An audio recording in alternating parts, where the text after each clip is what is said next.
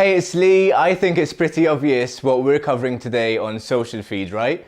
Eurovision, obviously. From the heart-stopping moment when we thought Malta wouldn't make it through to the finals last Thursday, to the moment Malta received only 20 points from the public during the finals on Saturday.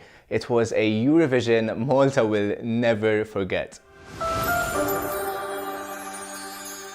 The winning entry came as no surprise to anyone really. I would have been happy with either the Netherlands or Italy winning, to be honest. It was a great song and we knew who was going to take the trophy home in the end.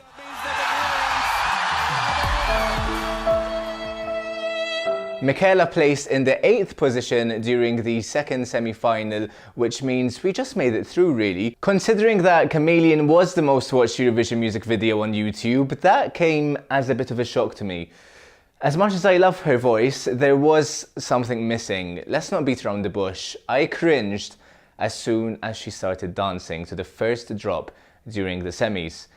However, let's be honest, she is a ballad singer at the age of 18 and had the pressure of opening the biggest singing contest in the world. Now that takes some guts. Let's take note that the first performer of the Eurovision final has never won the contest in the past 20 years either.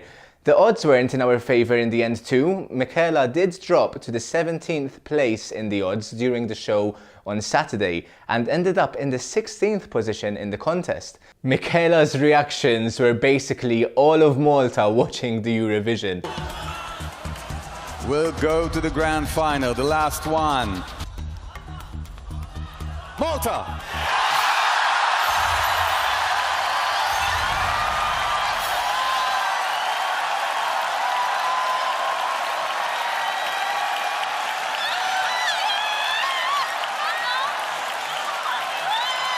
You still made Malta proud, girl. Keep up the good work.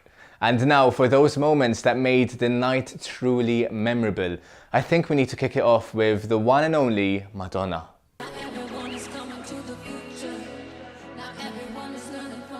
It's time to stop! It's time to stop, okay? I mean, seriously, was that really worth €1 million?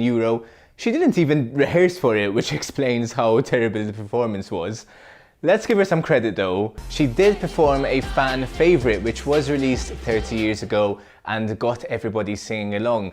I have to admit, it was still a pretty disappointing performance, and so was Michaela only getting 20 points from the public vote. But you know what was more disappointing? This getting 65 points. Oh, Eurovision. The country which received the most public votes was Norway. It just shows that people still love a good Eurovision song. I also can't believe that North Macedonia actually came second in the jury vote. Her face when they announced that she only got 58 points from the public vote was just priceless. 58 points.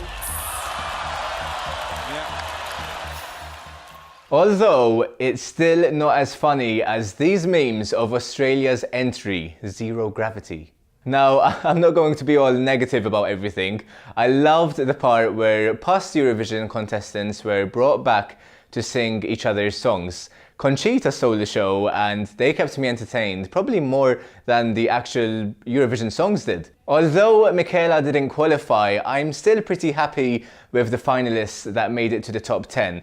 Let's be honest though, we all know where we want to be watching the Eurovision Song Contest next year. And the last country is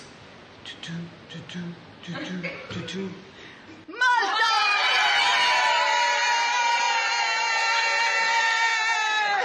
That's right, Eileen Montezine's place. Wouldn't that be great fun?